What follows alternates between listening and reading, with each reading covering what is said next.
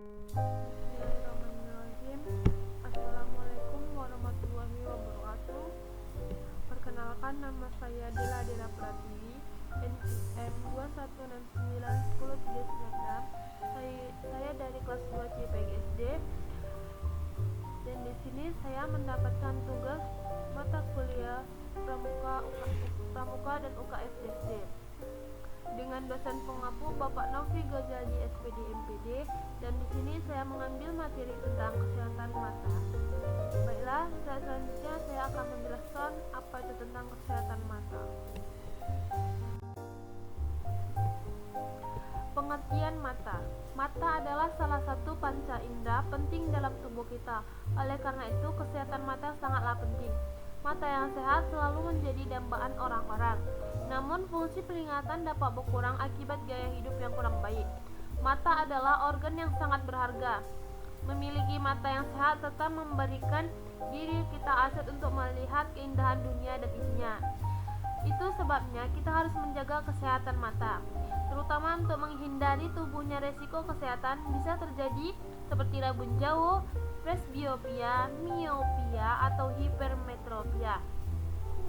Mata memainkan peran penting dalam mobilitas, fungsi, dan kenikmatan hidup. Untuk alasan ini, penting untuk menjaga kesehatan mata yang baik. Istilah mata mengacu pada mata dan sistem organnya. Adapun pengertian kesehatan mata yang menurut para ahli yaitu memiliki penglihatan yang lebih baik atau tanpa masalah dan mata bebas penyakit. Nah, di sini ada macam-macam penyakit pada mata. Dapat kita lihat yang pertama itu penyakit miopia. Penyakit miopia ini atau mata minus merupakan salah satu kelainan refraksi yang banyak kita jumpai saat ini. Pada penderitaan miopia, mata hanya dapat melihat benda-benda dekat secara jelas dan akan buram jika melihat benda-benda yang letaknya jauh.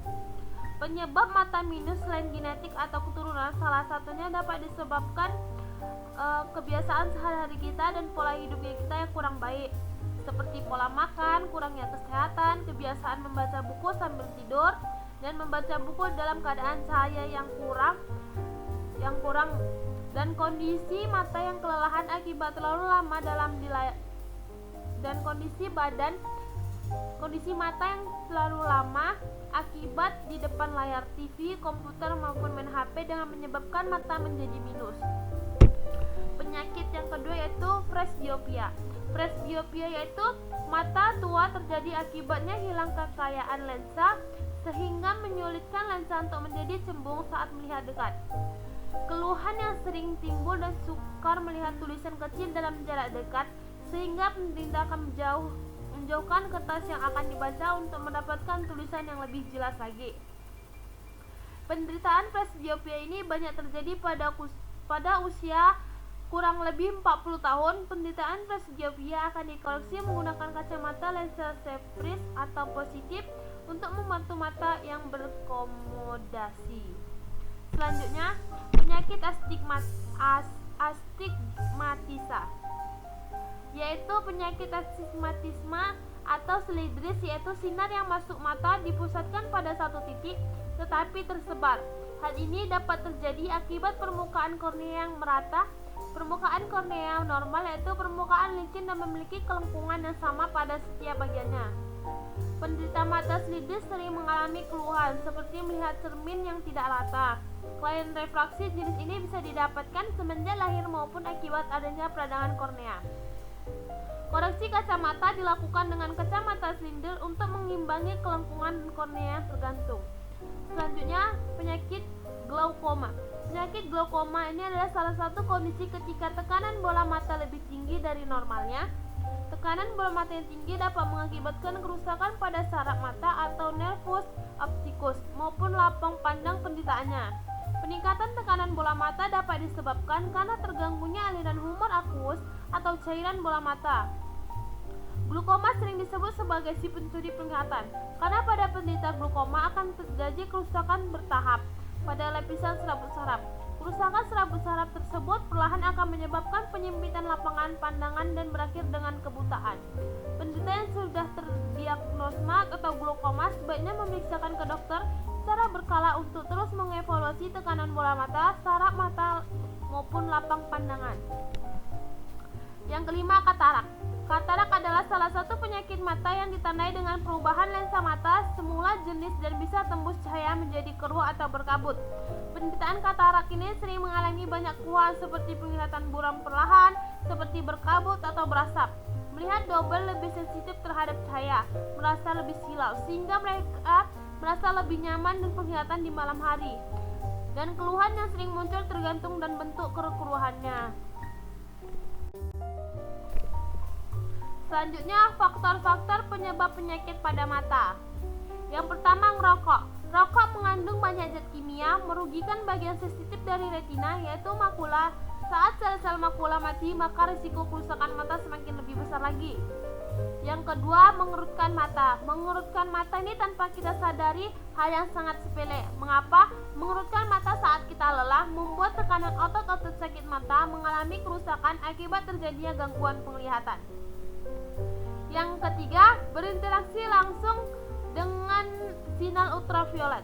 Sinar ultraviolet ini sangat membahayakan mata karena kornea mata bisa terbakar dan merusak lensa mata serta retina. Selain itu, sinar ultraviolet berlebihan pada mata juga bisa meningkatkan risiko katarak. Yang keempat, tekanan darah tinggi. Tekanan darah tinggi yang diobati dengan benar bisa membahayakan mata. Kondisi ini dapat merusak pembuluh darah retina, yakni daerah di belakang mata yang berguna memfokuskan gambar. Penyakit ini juga disebut dengan retinopati, hipertensi, dan lain sebagainya. Yang kelima, mempunyai penyakit diabetes. Penyakit diabetes ini bisa mengakibatkan mata terserangnya penyakit glaukoma yang mengakibatkan kebutaan atau penglihatan kabur. Yang keenam, mengonsumsi alkohol. Alkohol juga mengakibatkan masalah pada kesehatan mata seperti melambatnya reaksi pupil, penurunan kinerja visual, mata kemerahan, sering migran, dan penurunan sensitif kontras.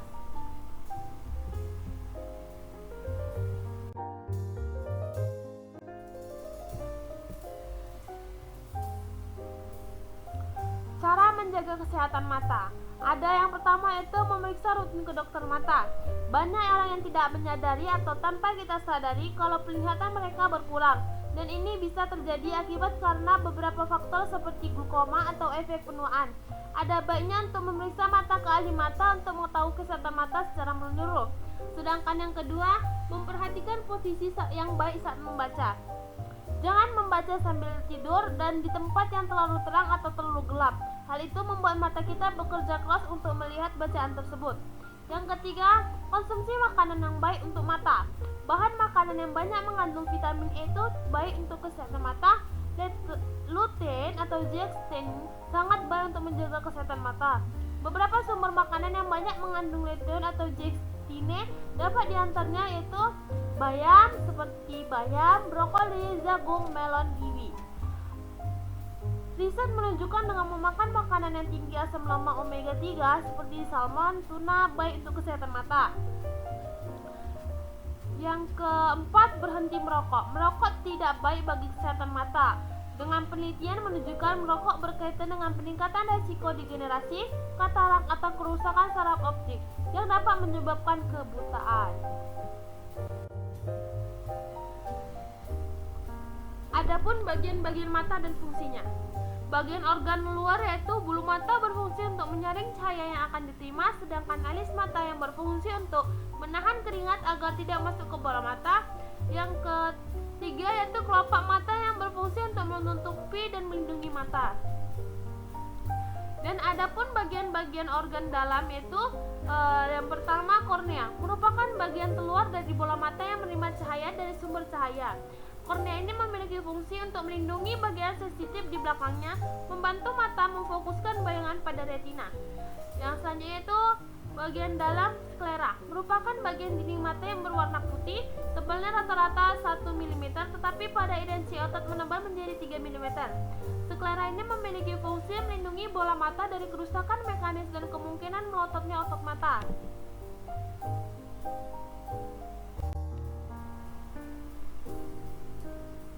Selanjutnya, pupil dan selaput pelangi. Pupil dan selaput pelangi ini dari kornea cahaya akan diteruskan ke pupil.